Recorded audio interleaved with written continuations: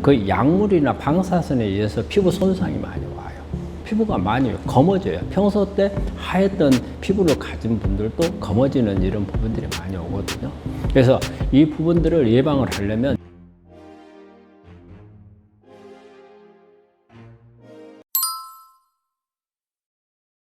안녕하십니까. 나으람원 원장 문창식입니다. 요즘에 우리 그 날씨가 정말 이제 그 막바지 더위가 아주 심합니다. 그래서 우리 환자분들도 많이 지금 지쳐 있을 거예요. 너무 더워서 습도도 높고. 그런데 이제 조금 있으면 이제 이 무더위도 지날 거라고 봐요. 그래서 조금만 더 힘내시고 건강을 챙기시면 앞으로 좋은 또 기온이 좋아지면 건강이 다시 회복을 할 수 있고 치료하는데도 훨씬 좋아질 수 있거든요. 이럴 때는 이렇게 저희들하고 같이 앉아서 공부를 열심히 하는 것도 좋은 방법 중에 하나일 겁니다. 네. 우리 암 환자분들이 피부 건조증이 생기는 이제 원인들을 이렇게 한번 보면, 일단은 환자들이 여러 가지 치료를 하다 보면 제대로 먹지도 못하고 영양 보충이 잘 안 되기 때문에, 그것 때문에 피부가 건조해질 수밖에 없고 피부 상태가 안 좋아지죠. 피부 세포 건강이 나빠지기 때문에. 그리고 또 여러 가지 항암을 하거나 방사선 치료 같은 거 하면은 그 약물이나 방사선에 의해서 피부 손상이 많이 와요. 특히 이제 우리 항암제는 특히 표적 치료제가 그런 걸 많이 해요. 피부에 발진 같은 게 잘 생기고, 그리고 염증 같은 것도 참 많이 생기거든요. 그래서 이런 부분들이 올 경우에 우리가 이제 피부를 어떻게 건강하게 관리를 할 것인가. 그 중에서 이제 가장 큰 문제가 되는 게 피부 건조증이 상당히 많이 오죠. 피부가 거칠어지고 까칠해지고. 그래서 우리 환자들을, 그런 치료를 받고 있는 환자들을 보면 피부가 많이 검어져요. 평소 때 하였던 피부를 가진 분들도 검어지는 이런 부분들이 많이 오거든요. 그래서 이 부분들을 예방을 하려면 일단 항암이나 방사선 이런 부분들이 먼저 끝나야 되겠죠. 하지만은 그 과정에서도 조금 이런 부분들을 도와줄 수 있는 부분들이 있어요. 일단은 첫째는 피부를 건조하지 않게 하기 위해서는 목욕을 너무 자주 하는 건 좋은 게 아니에요. 목욕을 자주 하게 되면 이렇게 피부가 빨리 표피가 벗겨져 나가거든요. 근데 우리가 표피 세포가 보통 한 달 만에 재생이 됩니다. 그런데 자주 목욕을 해서 때를 벗겨버리면은 아직 그 완성되지 않는 피부가 밑에서 올라와야 되거든요. 그렇게 되면은 그만큼 수분이 발산이 많이 되어서 이렇게 건조해지기가 쉽고, 또 이래 되면 가려운 증상들이 많이 나오거든요. 그러면 그렇게 되면은 오히려 이제 상처 내서 감염까지 갈 수 있는 그런 부분이기 때문에 목욕을 자주 하는 것은 좋지 않다. 또 목욕을 할 때 여러 가지 우리가 그 비누라든지 여러 가지 사용을 하잖아요. 그런데 세제를 어떤 걸 쓸 것인가도 중요해요. 그래서 세제가, 우리가 암 환자들이 쓰기 좋은 세제는 저자극성이나 무자극성 있는 세제를 쓰는 게 좋아요. 그래서 되게 비누를 사용하는 게, 특히 유아들, 어린애들이 사용하는 비누를 사용하는 게 좋죠.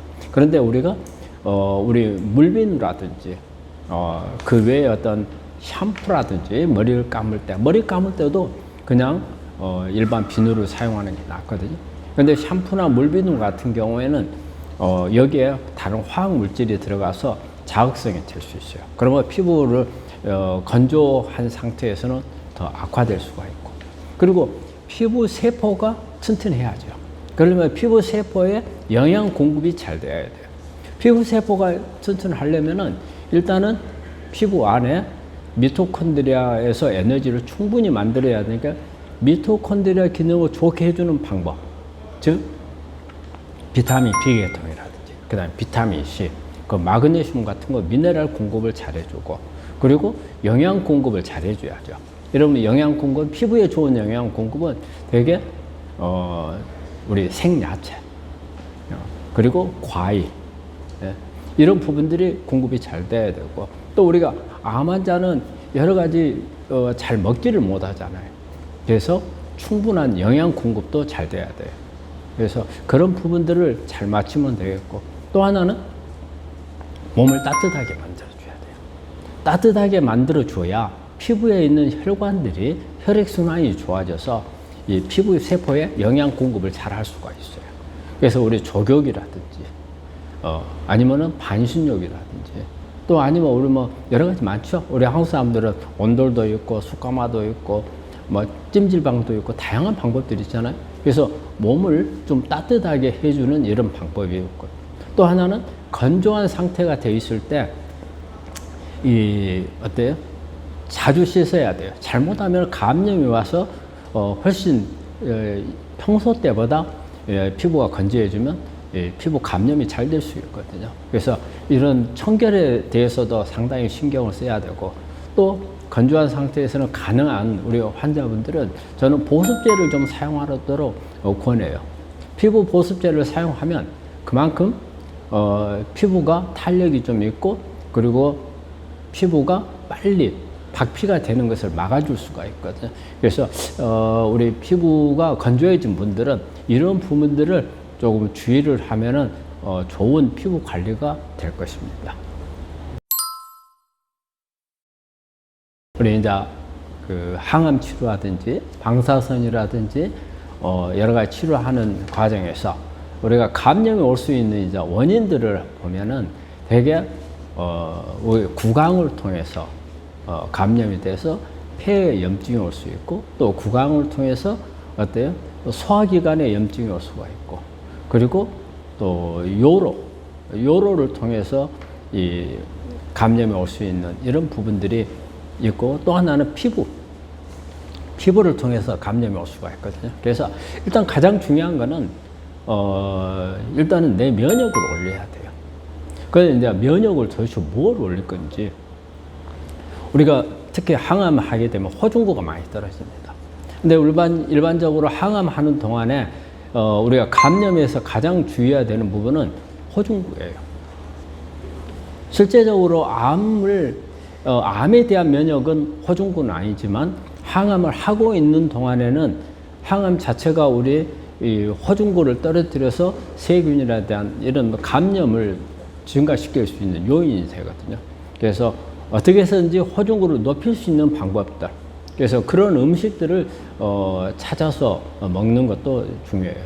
그래서 이런 부분들을 높이기 위한 이런 음식들을 이렇게 보면은 되게 비타민 A 계통이 많은 음식들을 먹으면 면역을 좀 끌어올릴 수가 있거든요. 그런 부분들 보통 이제 당근이라든지, 그 다음에 토마토라든지, 그리고 오이, 그 다음에 버섯, 그 다음에 해조류, 이런 부분들이 상당히 도움이 될 거예요. 그리고 또 우리가 청결을 중요시해야 돼요. 왜냐하면 이때는 아주 세균에 대해서 취약해지거든요. 그렇기 때문에 피부라든지 이런 부분에서 상처가 났을 때 세균 감염이 되면 오히려 이 감염 때문에 나중에 심하면 항암을 하지 못하는 이런 상황이 될 수도 있고요. 그리고 또 하나는 우리 구강 위생을 잘 관리해야 돼요. 구강을 통해서 사실은 감염원이 될 수 있는 부분들이 제일 많거든요. 그래서 구강 안이 항상 청결해야 되고, 치아 관리가 잘 돼 있어야 되고, 구강 안에 상처가 나게끔 해서는 안 되고, 그리고 구강 안이 상태가 좋으려면 우리가 음식 같은 것을 아주 자극성이 별로 없고, 그리고 거칠지 않고 맵고 짠 이런 부분들을 좀 줄여야 되는, 이런 부분들을 관리를 하게 되면 우리가 항암하는 동안에 감염을 좀 예방할 수 있는 이런 방법이 됩니다.